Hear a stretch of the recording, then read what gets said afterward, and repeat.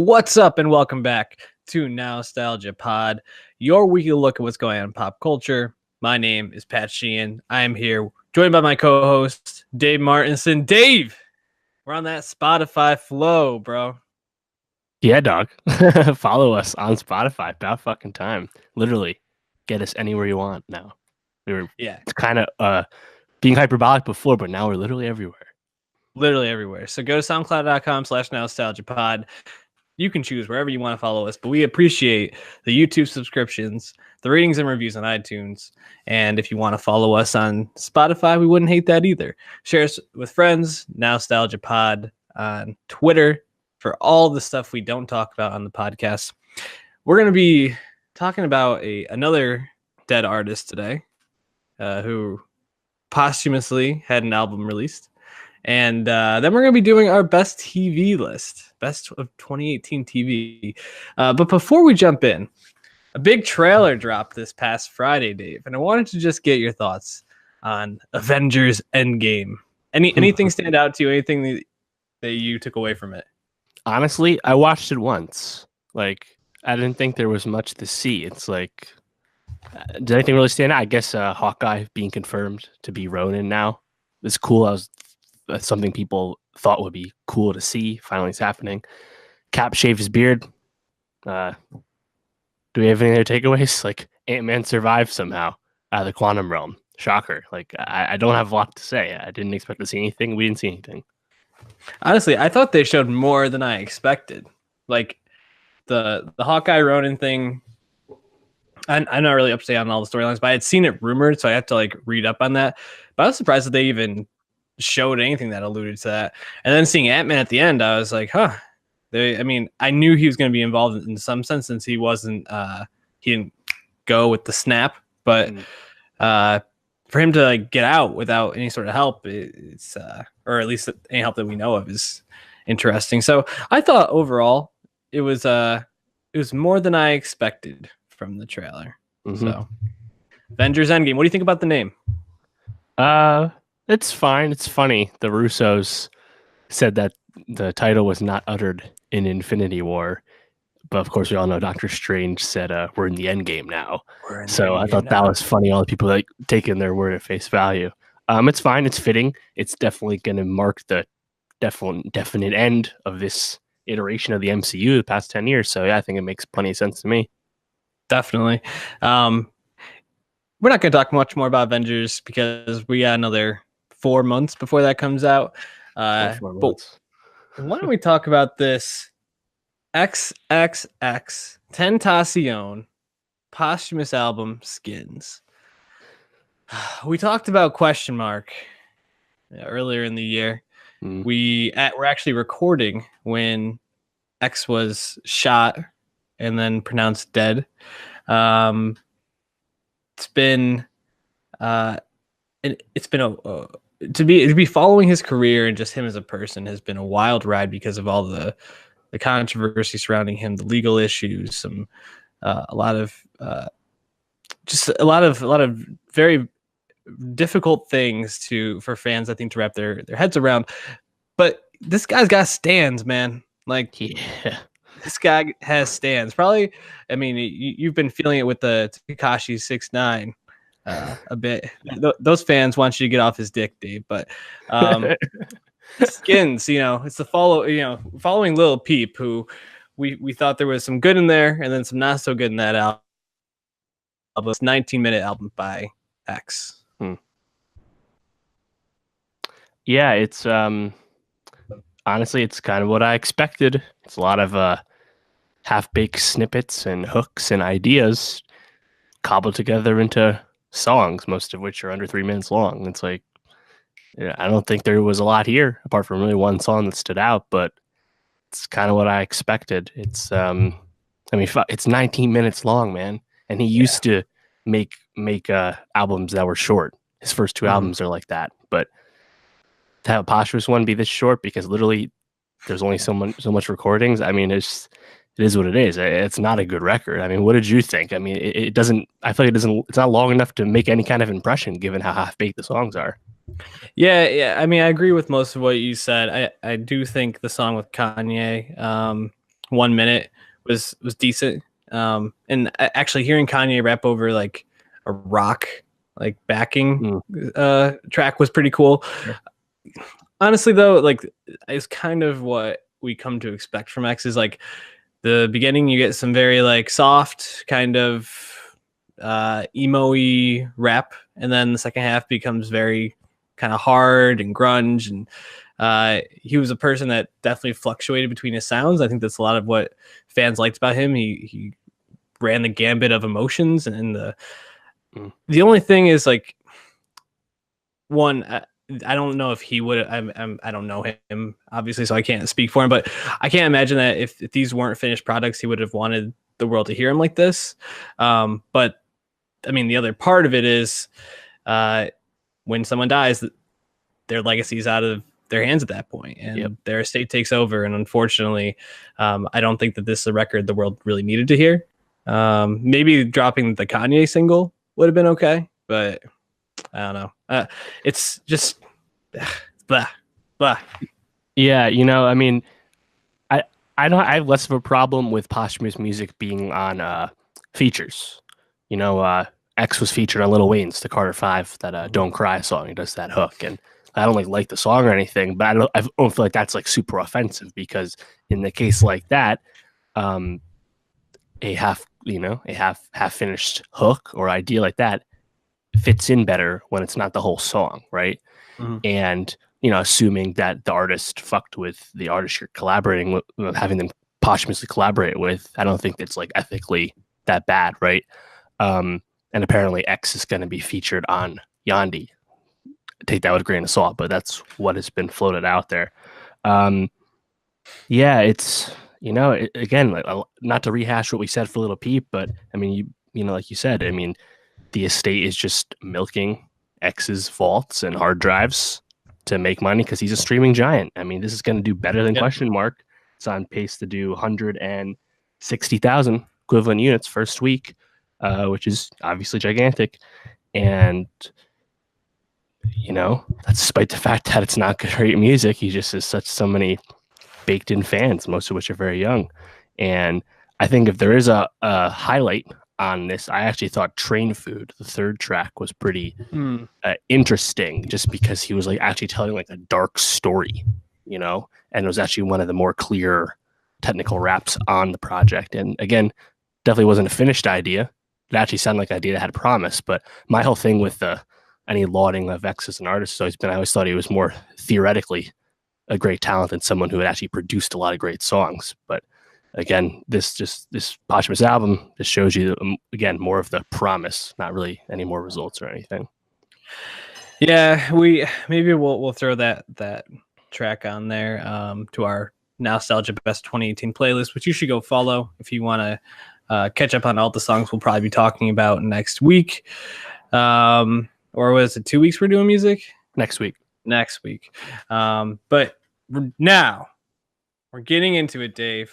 2018 best TV shows of the year. You know, before we jump in, because we really kind of break it down between three mediums. We do music, we do TV, we do movies. It's like our bread and butter right there. Sometimes we'll throw in Holy some Trinity. Yeah, and if you had to throw a fourth one in, just like overall trends that are going on in pop culture. But where does TV rank in those three for you? That's a good question. I mean, I inherently watch less TV than I do watch movies or listen to albums. So I guess in that sense, it's third.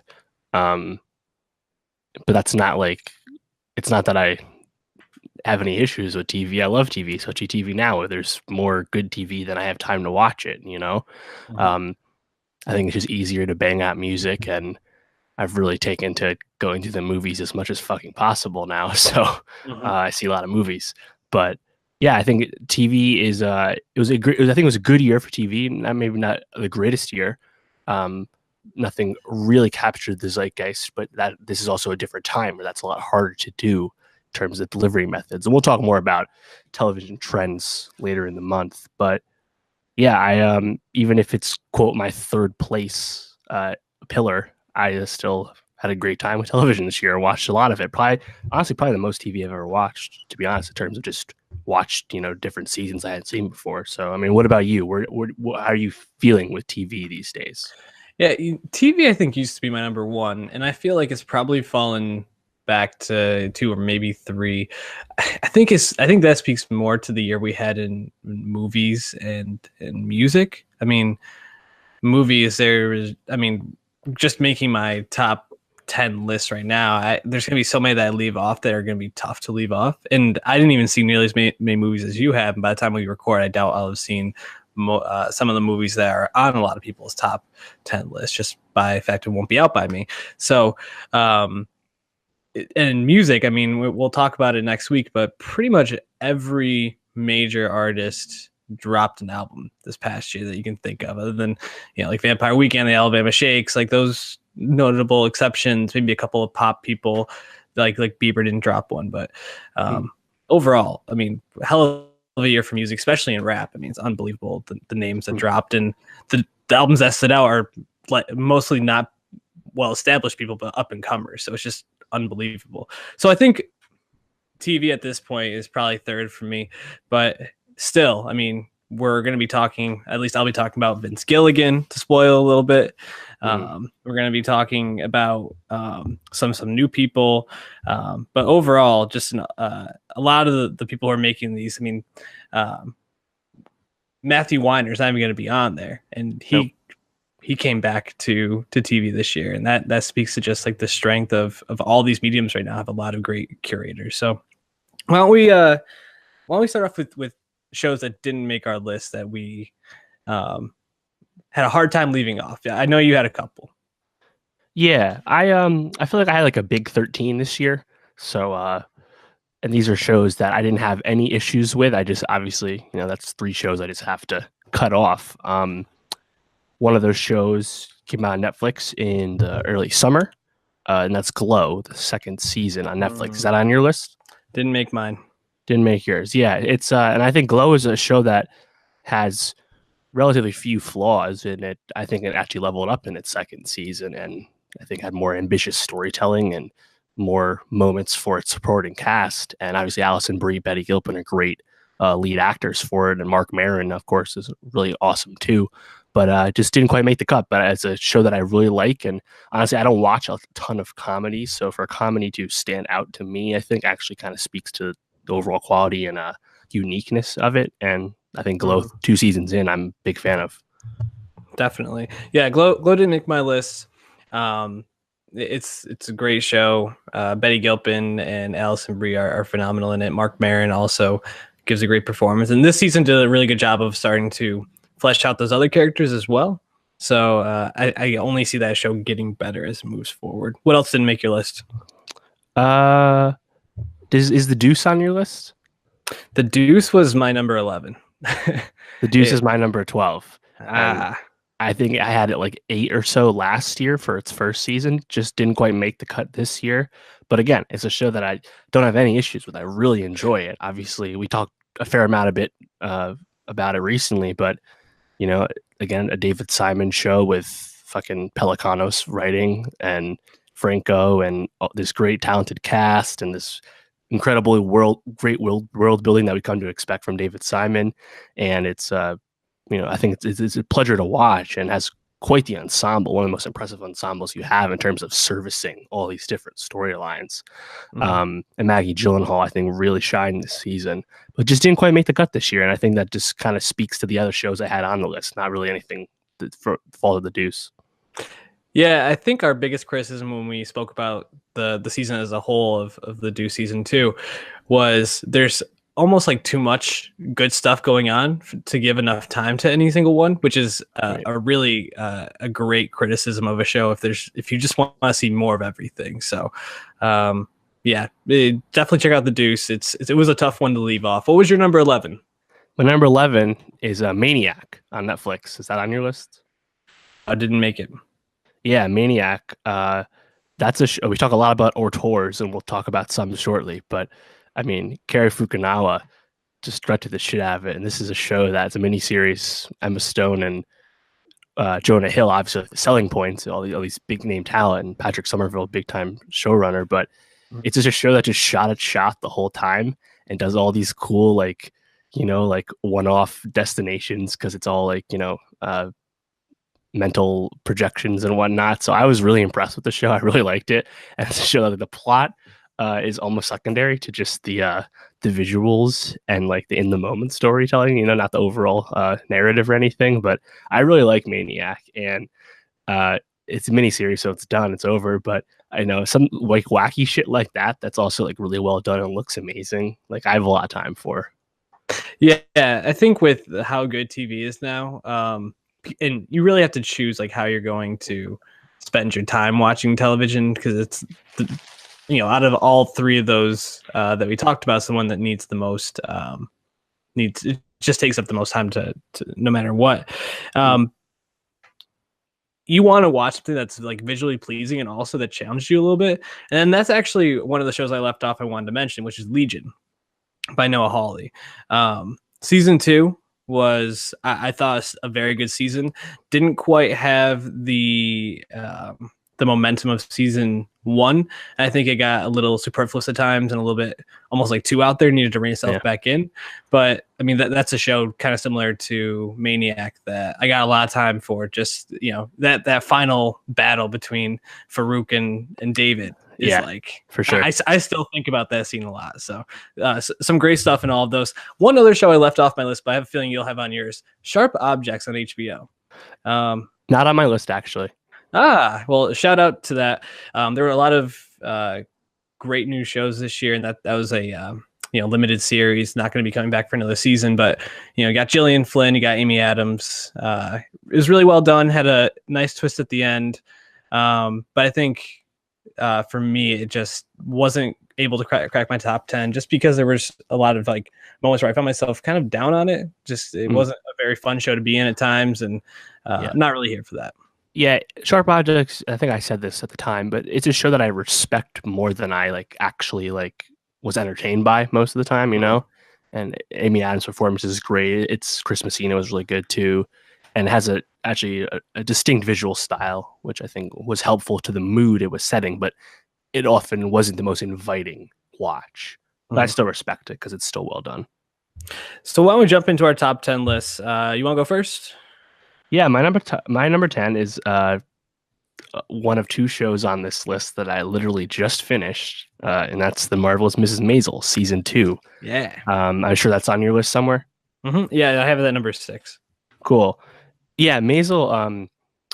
I know I didn't watch it in time for my list last year. I don't know. Did you watch it? It came out in December last year as well. I don't think. Did you watch it in time, or did you get to it late also? I think I got to it late as well.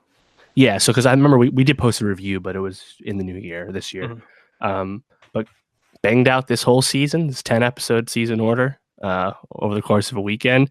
And honestly, I kind of like to, I wish I could just do it all over again, because the show is so darn pleasurable like the whole time. It's incredibly bingeable.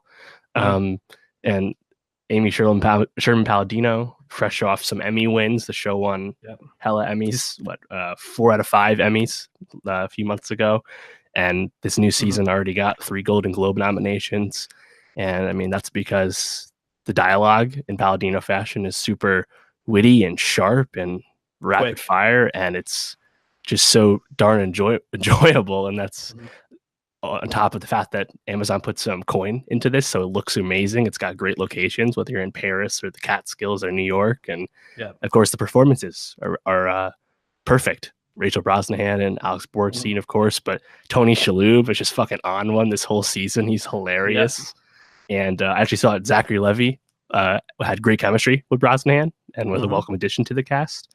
So yeah, I really liked this season. I saw some comments that the show maybe was less interested in the forward momentum of Midge's career, and maybe that was like that detour was perhaps not for the best interest of the show. But I thought overall, like, it's just so enjoyable, such a good time, no matter what we're doing on that show, that I don't really mind if we're slowing down the story, considering we know we're going to get several more seasons. So I was a big fan. What do you think? Yeah, I mean, I have it number 6 on my list.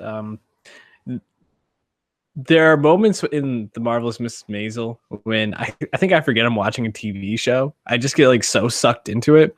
Like when Midge is doing the TV show and she starts like taking the calls and kind of like going around the set, and they start like everybody like comes rushing back to the stage to like watch her.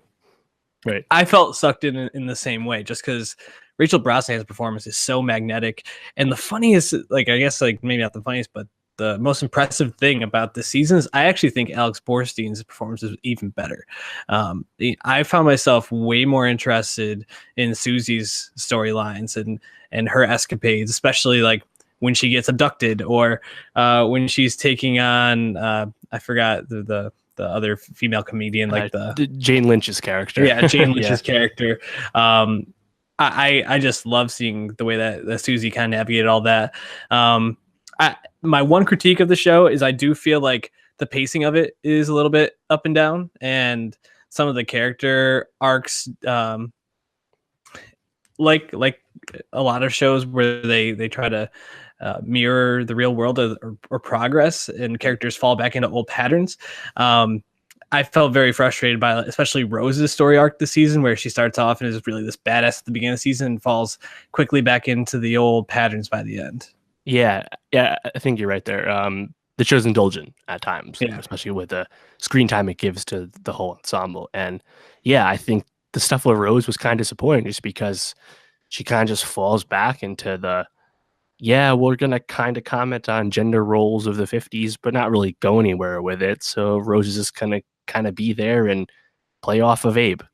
And it's fine. It's great to watch. They're doing good stuff with that, but you just kind of let on that you perhaps were going to take a little further, and then you just backed off. I agree with that. I think also, they give Susie the best lines. Like, obviously, like, the comedy bits are well written, but yeah, I think Alex Borstein definitely has like the best zingers and stuff just throughout. Definitely. Just one other critique, and this is a personal thing.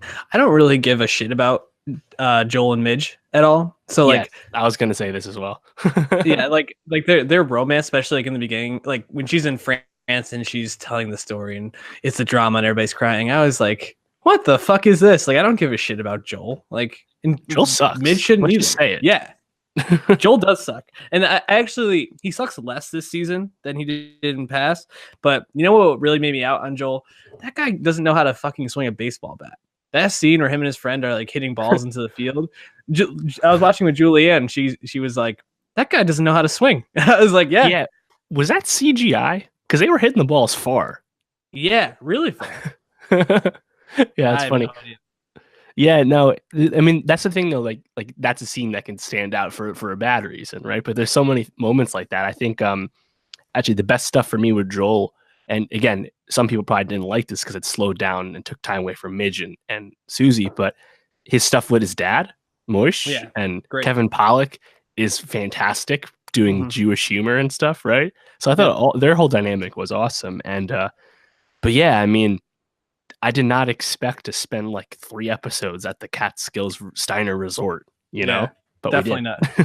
But I think there was a lot of great stuff in there, but definitely the pacing of the show is something that was up and down for me. But Marvelous Mrs. Maisel, if you haven't watched it and you have Amazon Prime, which pretty much everybody does, you need to check it out. I can't recommend it enough. Number 10 on my list was The Good Place, which I think came in at like number 4 on my list last year. This is the 3rd season of this NBC Michael Schur property, and it's just really, really fun to watch. This has probably been the worst season. Season 2 actually I think was airing the second half of it when we were finishing up we started the year. So really, I guess this is the second half of season 2, which is phenomenal, and then the first half of season 3, which seemed to lose its footing a bit. They were going back and forth between the bad place and back on Earth, but now they've brought it back into the absurd and going into I think they're headed to the good place finally, the actual good place. So there's a lot of really cool stuff.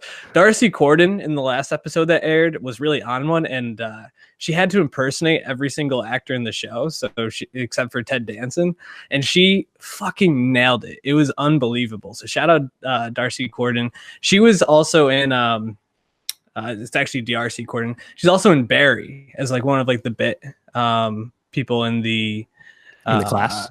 Yeah, the class. So she's having a great year. Barry, I think, will be on both of our lists later on. But The Good Place, if you want to find a 30-minute comedy that it's a great sitcom. Definitely can't recommend that enough as well. Your number one source of Blake Bortles humor on television. Yes, Blake Bortles humor. Well, actually, it's funny. Once they said Blake Bortles is good, he started being bad again. The whole bit is fucking phenomenal. I don't know how they do it. What was your number 9? Sorry. Yeah, my number 9 is the other show that I literally just finished, and that is that's partially because literally finished airing last night, and that's My Brilliant Friend on HBO. This is a co-production between HBO and let's see, RAT and TMI Vision from Italy. It's an Italian show, all in Italian with English subtitles, cast with all these unknown actors from the Naples, Italy region. And it's a 8-episode miniseries adaptation of the first book in the Neapolitan series by Elena Ferrale, I think is how you say it. And it's a wide bestseller, really famous quartet of novels, and they already greenlit a new miniseries for season 2. But this is something that actually kind of surprised me. I was not, I was saying, am I going to give this a shot? And I saw some love for it, and I saw Paolo Sorrentino executive produced it, and we were a big fan of his work on The Young Pope last year. So I was like, I'll give it a shot. And I mean, obviously, it's requires a lot of your attention, being that it's all in subtitles. You literally cannot look away or anything like that. But what the show, what the show is set in a post-war suburb of Naples, Italy, in the 1950s, and it's about the relationship of these two girls, Lila and Lenu, and how they grow up. And starts out when they're literally 8-year-olds, and then they age up with new actors, so then they're in their early teens. And it's just a really warm show with great comments on gender roles at the time and class, socioeconomic stuff. And I just found the show really beautiful, and I really enjoyed it. It's definitely, again, a demanding watch because of the language, but I thought where it went, and honestly, the strength of these actors, these kids were actually really good despite being just unknowns. I mean, I think they went through 9,000 kids at the auditions to finally cast these kids, and they were really good.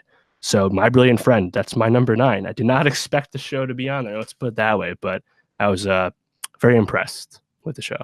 8 episodes. Definitely a show I want to check out. Just didn't have time. Wasn't able to get to it in time. My number 9, I assume this is on your list because you didn't give it a shout out, so it must be. Better Call Saul, season 4 just aired. Where's it fall on your list? It's number 5 for me. Ooh, very, very strong. I mean, it could have been up there. I think this speaks to, again, how strong of a year it was. Better Call Saul for me. I mean, this season 4 was almost had two very different storylines. There was the procedural lawyer drama with Bob Odenkirk and Rhea Seehorn, and then there was Jonathan Banks trying to get this lab built, and kind of how all the issues that came along with that, and the Germans. The most impressive thing to me about this show is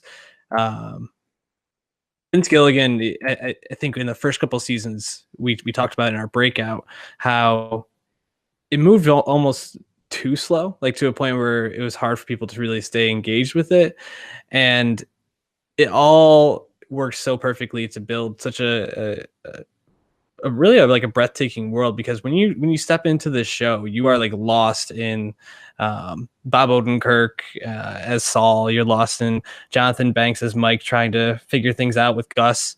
But mostly, and I think the standout of all this is Kim, Rhea Seehorn, who is the heart of the show, and she's the person that is the audience's. I'm losing the word, but she Avatar. Basically, yes, Avatar. Thank you. And the look on her face at the end of the season as Saul, you think Jimmy's gonna go back to being good, and they're gonna get together, and she sees him just slip into Saul for good. Bunch of suckers. Yeah, it's perfect to basically sum up the season and what we are seeing. So Vince Gilligan, masterclass in TV making. I'm really excited to see how this show wraps up in the next 2 seasons. You had it at number 5. Why at number 5? Yeah, I just think honestly, Gilligan and Gould, they're just they're just fucking pros, man. It's a masterclass in TV making and just sheer excellence in writing. Um, these scripts are fantastic, and these seasons are so well thought out. And when you think back on how any of these seasons progress, the pacing is really impressive. And then you factor in the world building, the fact that this is also surfacing the Breaking Bad universe as a prequel, and it's like everything it does, it's just so impressive. And like you said, the performances are great, but like it's a show that will spend like minutes on end with minute things, but because of the way it builds and delivers things, it's so effective. Like I keep thinking about the slow build up to Mike putting gum in that parking lot card slot to lose the tail, right? Mm-hmm. And that whole buildup is like 2.5 minutes off for him to do this one thing and get away. And like there was the sight gag with the gun in the glove compartment early in the scene, right? Like it's moments like that where you just realize how great and talented these guys are. So yeah, I love Saul. Yeah, that scene, and also when Mike has to kill the German out in the field, and just like the way that they shot that from a distance, and you can just barely see their outlines, I thought was so beautifully done. Vince Gilligan, this and Breaking Bad, crazy that he's on a fucking heater like the last decade, 12 years now, something like that. Yeah, when was Brad? 08, I think it started. Yeah, it must have been some decade. Number 8 for me. Oh wait, did you do your number 8 yet? No, I did not. I'm sure this is on your list too. The Little Drummer Girl. Yeah, I had that at number 5 for me. Awesome. Yeah, again, another show we just recently talked about, but a show that we thankfully got here in the U.S. on AMC very soon after it was airing, or right as it was airing in the UK. And yeah, it's a show that's like, it's like the best kind of vibe, it's like a period show, but it's so like Park Chan-wook's camera work is so strong and also unique. Like it really stands out where we're framing all these kinds of scenes, whether these are like realistic, actually in the moment events we're seeing with Florence Pugh and Skarsgård and Shannon and all them, or it's like more mental projections. And while the story, the plot isn't as easy to follow at times, like the show is not holding your hand with anything, you just kind of get on board with this show. And because it's only 6 episodes, you just kind of ride with it. And I think it's, in terms of like a show that's indulgent with spycraft and obviously indebted to its source material from John le Carré, I think it's really special and really stood out in terms of, we watch a lot of miniseries. We watch a lot of shows that have, like spying or like, secret spy in stuff like that. And it was more than that. It wasn't as procedural as I thought. It wasn't as point A to B as I thought. It was much more ethereal, and that's kind of what stood out to me the most. Apart from the great cast and the great locations, it's the vibe that really stuck with me. Yeah, I think what stands out to me most is the show is really a mirror image in a lot of ways. You have Skarsgård and Shannon on one side, and then you have the two people in the Palestinian army, Revolutionary Army, or whatever it's called, on the other side. And in the middle is Florence Pugh. And these guys are like 6 feet tall, handsome guys. I mean, Skarsgård is like the epitome of like a handsome like actor. And the whole season rests on her teetering back and forth on this ledge. And the way that she's able to give a performance where I think, unless you've read the novel, a lot of people were not sure which side she was going to come out in that final episode is just amazing, and really such a breakout for her. And I think also you mentioned it before, but Park Chan-wook is, announcing his presence with authority here. Really stylish, beautiful scenes. We talked about it in our breakout, but like sitting on the Acropolis, the scenes of the hillsides, and just overall a beautifully shot season. So definitely, if you have 6 hours, during your winter break, highly recommend this, and make yourself familiar with Florence Pugh, because she's not going anywhere. Number 8 for me was a show we talked about recently as well, Homecoming by Sam Esmail on Amazon. 30-minute drama. 10 episodes, 30-minute drama. I could not have been happier with a 30-minute drama. Sitting through these hour-long is quite the grind sometimes.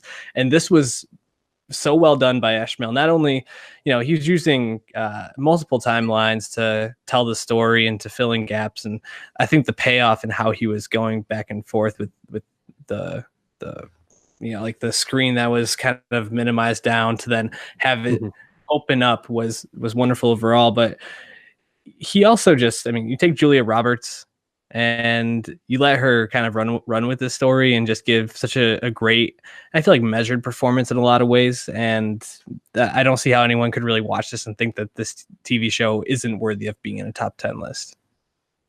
Yeah, Esmail directed all 10 of these episodes, and like you said, the camera techniques really stand out, whether that's the conventional full shots where the visual palette really stands out, similar to his techniques with Mr. Robot.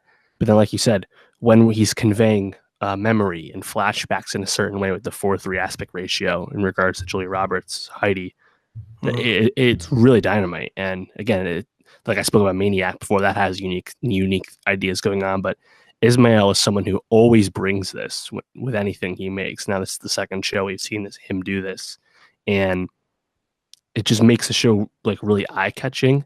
Apart from the fact that it also moves at a cool pace. Again, it's only 5 hours long, but it moves pretty briskly, and it's not like just a mystery box show. It's more of a traditional like thriller indebted to like the 80s and stuff, right? I think it's really well done in that regard.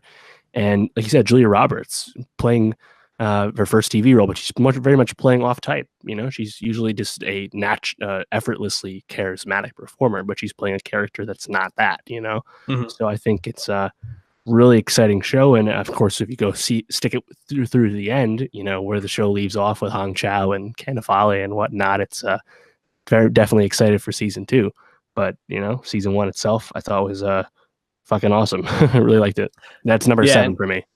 And I have no doubt we're going to be talking about Sam Esmail next year for Mr. Robot season 4, which should be premiering, I think, sometime early next year. So definitely Homecoming is worth the watch. And like we said, it's 30 minutes, so you can get through pretty quick. Number 7 for me. I don't know if this is going to be on your list. The End of the Fucking World on Netflix. It is not on my list. I had that a little further down outside my top 13, but it was one of the first shows we talked about of the year, but I quite enjoyed it. It was directed by Jonathan Entwistle and Lucy, I'm not going to say this right, Cherniak. But really, this show rests on the performances of the two leads, Alex Lothar and Jessica Barden. And it's a very dark, witty show about these two kids who are have some traumatic things happen to them in their lives prior to joining together and then after they join together, and just kind of how they're dealing with it. And they both give excellent performances. Obviously Jessica Barden gets a little bit more room in the kitchen to cook with than Alex Lothar's James, who's a little bit more within himself. But I think the story, is really magnetic, and you just want to keep watching. And I think it makes it the perfect Netflix show, but also the perfect show for, I think, teenagers and young people at this time in a world that is, very difficult in a lot of ways on a daily basis. And these two people just trying to figure it out. So definitely recommend it. And it's quick. It's also a 30-minute episode. So it's worth the watch. What was your number 6, Dave? My number 6 was Bodyguard on Netflix. Fuck. I forgot Bodyguard. Damn it. Oh, man. I had a feeling I was forgetting one of them. If I had to go back and do it, Bodyguard probably would have gone number 10 for me. So, which would have bounced what out for you? The Good Place. Okay. Yeah. No, and it's a great year. It's tough to narrow down. Yeah, no, Bodyguard. This is another show I talked about in this fall. It's literally the most popular show in England, in the UK, since Downton Abbey. Massive numbers over there. and we got it pretty soon afterwards here on Netflix. Again, another quick turnover to the States. But this was a show that really maintained its tension throughout the whole run. I think it was, 6 episodes, so it's pretty short. Yeah.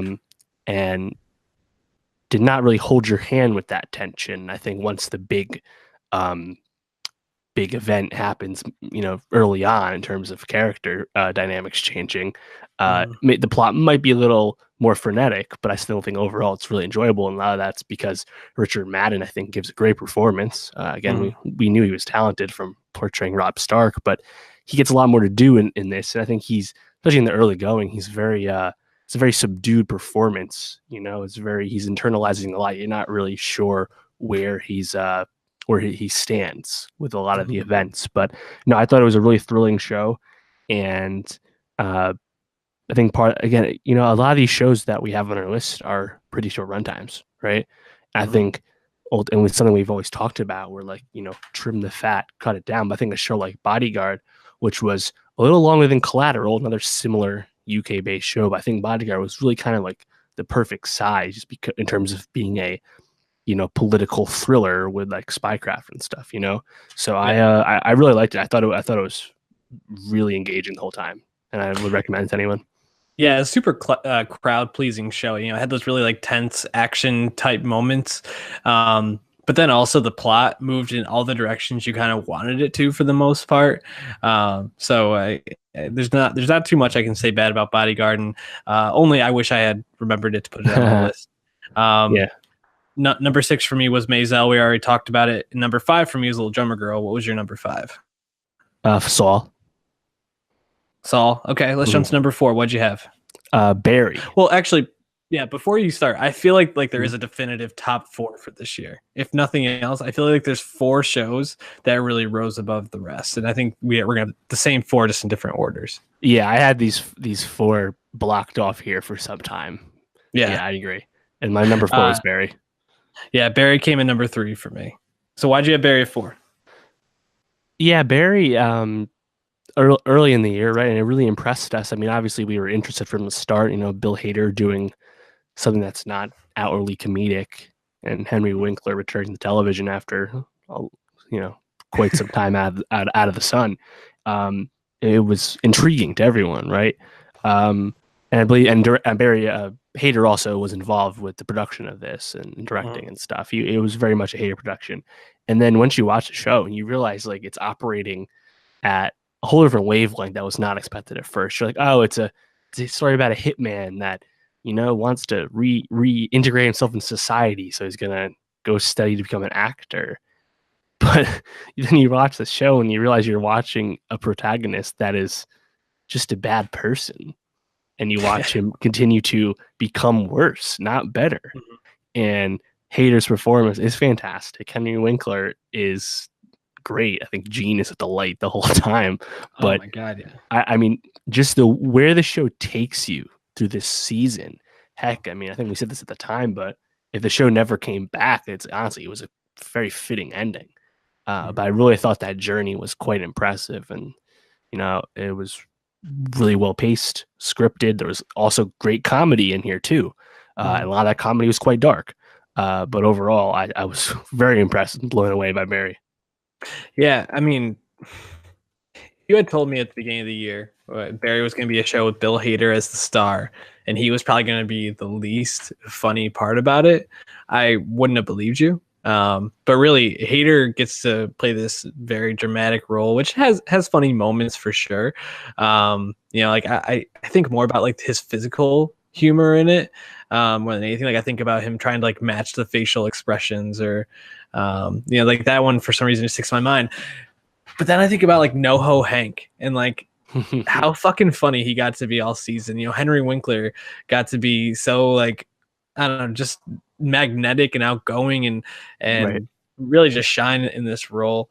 Yeah, I mean, I think for in terms of a debut season, the only comedy I can think of, there's only 2 that I can think of, and they're both on this list: Atlanta and The Good Place. I had season 1s that really caught me this way for the first season. So I'm really looking forward. Hopefully we get more Barry, but if not, shout out Bill Hader for coming up with this fucking I think we're show. getting more Barry. I think that's already confirmed. something like that. I'm pretty sure you're right too. I just was thinking about you saying if it doesn't come back, which made me really sad for a second. What was your number 3, Dave? Yeah, it was renewed, by the way, Barry. Okay, great. Yeah, my number 3 was Succession. Okay. So I'm gonna jump in with my number 4 because I thought we were gonna have them switched. Number 4 for me then was Killing Eve. Okay, that's my number 2. We didn't get a chance to talk about, and I actually just finished up recently. This is a show created by Phoebe Waller-Bridges, who made Fleabag, a show I still need to go back and watch. Phoebe Waller-Bridge, not Phoebe Bridges. I know. I was like listening to Phoebe Bridgers and then also like writing up my Killing Eve breakdown, and I was like, I'm gonna get this confused tomorrow. Yeah, I thought for sure. Sandra Oh. So I've watched some of Grey's Anatomy. I've dabbled. If an episode's on, I might check it out. And Sandra Oh's not on the show anymore, but maybe she died on the show. I feel like everybody on that show dies at some point. Their character does. Anyways, Sandra Oh, and I was a really big fan of her. I found her like eccentric, just kind of like out there, and she didn't really strike me as an actor I really wanted to follow. And then she becomes Eve, and she was fucking made for that role, dude. Like, what awesome casting. Yeah. Her and Jodie Comer. Jodie Comer, yeah. Yep. Fucking the relationship between them, the obvious camaraderie between them was so evident on screen. That and just how well written this show is, and the way it's able to like give snappy dialogue, really tie things in, give little bits of humor here and there. I just thought this show was a revelation, and can't wait for season 2 because I feel like they have so much to dig into and such a relationship between the two main characters to pull apart. What did you think? Yeah, going in, I had known that Phoebe Waller-Bridge was really well regarded as a writer, and I haven't seen her show Fleabag, which is on Amazon, only like 6 episodes, but everyone really talked about her as a writer. And then she even kind of got to embody a little bit that when she was the voice of the droid in fucking Solo recently, right? Yep. But then to have her do Killing Eve, which is like such an indulgent like opportunity. I'm so happy she got to do this chance, because from the jump, this show just hooks you in. Like those first 3 episodes maintain tension. No way that was matched for me with anything else this year. I thought those first 3 episodes were effectively flawless. The way they bring Villanelle and Eve together so soon, and like you're like, oh, whoa, it's Killing Eve. She's just going to be evading the assassin the whole time, and it'll be cool to watch. No, that's not what the show is. And right, and like they caught them together so fast, and then once they're actually together and they start having conversations, and you realize like, wait, the show is tackling like themes of like purpose and ambition and stuff, and it's way more it shows way more ambitious than I thought it was ever going to intend to be. And then it's also, Villanelle has great humor. I think a lot of her moments, especially early in the season when she's alone or with Constantine, are standout. I thought Jodie Comer actually was one of my favorite breakout performances of the year in terms of someone I now am quite familiar with and a big fan of. And like I said, the writing I think is really, really well done, and I think that's part because the casting is very inspired. And Sandra Oh and Comer really live in these characters, and I thought, even where it went in places I didn't expect. Like I didn't think we were going to spend any time in any Russian prisons or anything else like that way. Yeah. But it always came back around, and like the whole like overarching stuff with Constantine, the 12, I think it's a cool framework to keep for the future of this show. But I am actually quite curious where the show will go for season 2, just because the whole dynamic has changed, since we started. So, but even if season 2 falls off, I think season 1 was just a masterclass in maintaining tension in terms of storytelling. I loved it. Even up to the point where they're laying on the fucking bed together. Like at the end, like you just could like cut the tension with a pin, with a needle. It was so tense. Jodie Comer is like one of the biggest breakouts for me as well. And I was wondering, who do you feel like had a better breakout, Comer or Pugh? Shit, that's a good question. I think because Jodie Comer was a little less well known, I'd give it to her. Yeah, Just because people were already talking about Florence Pugh last year, and she started to get some big looks already. But it's a great question. They're both stars. yeah, and I feel like Comer. I mean, Villanelle is such a interesting character, like so sexual and like so deviant and mysterious and weird. I mean, she's got a lot to play with there. So uh, I think that she is going to be a huge star, and we're going to be seeing her for a while. Why don't we jump to what was it, number 3 for me? No, number. Where'd you have Killing Eve on your list, by the 2. way? 2. Okay, so number 3 for me was Barry. And then number 2 for you was Killing Eve. Yeah. And number 3 for you was Succession, though. So let's talk about that, because that was my number 1. Hell yeah. Yeah, Succession. Probably the first, perhaps only show of the year to capture any grasp of the zeitgeist, right? I think partially because it was released in a relatively quiet summer, as far as TV goes, that really helped, I think. But the show quickly became just a content factory for the internet, right? And memes and jokes and gags and all that. So that really helped the show catch life and really build an audience, because one of the most common refrains about this show is that first 3 episodes kind of slow. I didn't continue. It didn't hook me. I gave up. But then everyone tells you, like, no, fucking keep watching the show. The show exponentially improves throughout the whole season. It's one of the most impressive things I've ever seen. It really, once you get to that boardroom scene, it just like it's like a fucking rocket, dude. Right.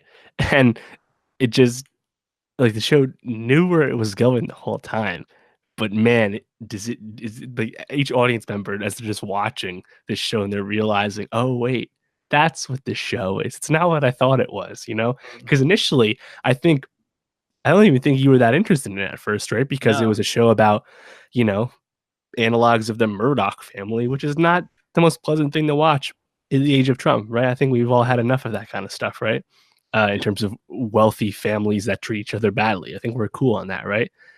Then we realize, wait, the show is not only hilarious, but it's super smart and it's expertly casted, that it's just a joy. And you think, oh, this is the best episode of the season. Then the next episode happens. It's like, oh my God, it keep getting better and better. So, I mean, I think my favorite episode of the season, which is tough because I think the finale is fantastic, but I think Prague, the bachelor party episode, which involves a swallowing of a load. Oh my God, show is so great. Kieran Culkin is fantastic. I believe he just got a Golden Globe nomination actually for the show. Matthew McFadden is great. Yeah, Nick Braun, another guy who really grows throughout the season, and cousin Greg the Egg, straight straight comic relief to actually a really important and cool character by the end. And of course, Jeremy Strong is really great as Kendall too. So I think watching the Roy family was perhaps the most enjoyable thing I watched all year. And that's the reason I put it at number 1. You know, when I think about television, when I think about pretty much anything on these top 10 lists, I think about how much did this thing capture me. My top 2 were Succession and Atlanta, and those were the only 2 shows that by the end I needed to watch when they came out. Once I caught up to Succession, I was waiting for it was it 10 o'clock or 9 o'clock on Sunday nights to watch it, so that I could follow along on Twitter, so that I could be part of the conversation. I could be reading the recaps. It was the culture for a while, and it was so funny. It had such awesome build up and payoff moments. You hate pretty much all the characters, but you also kind of love all of them in different ways. They're very like almost endearing in a sense, because they're also like fucking broken. But they wear terrible. It in such different ways. Yeah, and just awful people. And I think you can think back to almost every episode in a moment it sticks out. And I think that if, you know, Atlanta has been around, and we talked about it a little bit, how, and we'll talk about it more in a second, how season 1 was just such a lightning bolt that it was going to be hard for season 2 to ever really match it completely. And it did a pretty good job still. But Succession like that is just it was just a fucking lightning bolt this year, and it's gonna be probably what I remember most about 2018 is that this is the year Succession came to us. So hats off to that whole cast. Looking forward to season 2 whenever it comes out. So does that make Atlanta your number 1 then? That it does, sir. That it does. All right, I had it at number 2, Donald Glover. Yeah, what do you got to say about Atlanta? Yeah, I think Atlanta has the best episode of the year, Teddy Perkins. You like eating ostrich eggs, Dave? Oh, that thing is so gross. And then that episode gets even a little better once you realize that was Donald Glover the whole time. Now, I think Atlanta, we've talked about Atlanta a lot, especially last year. But this is a show that is a comedy, quote unquote, but it's really more of a drama. And it's really more about subverting expectations and subverting TV conventions more than anything else. And we said this at the time, and most people knew this already, but the star of the show is not Donald Glover. The star of the show is Brian Tyree Henry as Paperboy, as Alfred. And Brian Tyree Henry is even better in season 2. He has even more to do. The stuff with the scenes about his mom, which also relate to Henry's mom in real life, I thought was just some of the best stuff I saw. And then, it also has it's a show that is rife with unexpected moments, whether it's the whole episode like Teddy Perkins, or stuff like the beginning with Cat Williams and Alligator Man. Effectively anything that happens with Keith Stanfield. That shot of the alligator walking out with that hello, like still fucking crazy. You really got an alligator in there? Are you friendly with it? No, sorry, I cut you off. Please. No, I just it's tough to really say. I think it's just a show that it just transcends all other quote comedies, and I think it's just expertly writing, and Hiro Murai also gives it a great flair. We've talked a lot about several people already that have great cameras, and I think Hiro Murai, his collaborations with Glover in terms of how they want to communicate scenes and shots really stands out. And I'm really glad that he's gotten a lot of love for the show, because he was relatively unknown as the guy who did music videos more than anything else, really. And I think this is the best thing Donald Glover has been a part of pretty easily, which is funny because a lot of the quote Glover stands only listen to his music and don't watch this show, which I find hilarious. But yeah, I thought, man, Robin season, it was awesome. I want more Zazie Beetz. That's probably my only critique. But every time we get her, she's great. Yeah, her and Lakeith Stanfield could always use more time, and I just don't think they really got the time for it this season, unfortunately. I started laughing when you were talking about Brian Tyree Henry, because I was thinking about the barbershop episode where he's just trying to get his haircut the whole time. Fucking Bibby, is that right? Bibby the barber, just driving him all around town. Relax, that man. And Teddy Perkins. So fucking funny. And then at the end when he goes to the different barber and he's just staring at him and the guy doesn't know how to do his hair, just like so well written. Yeah, I mean the show is just phenomenal. Donald Glover continues to establish himself this year as a culture maker and a visionary in our time. I mean, when we talk about songs next week, I have a feeling we'll at least be mentioning This Is America, if not putting it somewhere on our list. And I think it just speaks to the fact that Don Glover right now is talking about things, presenting certain types of comedy and stories that not many people are really touching on. And the spectrum of things, you got the barbershop episode, but then you have Woods, which you mentioned earlier, which it was a difficult episode, I think, when people first watched it, but it really grew on people because of the performance and because of the story and the messaging behind it.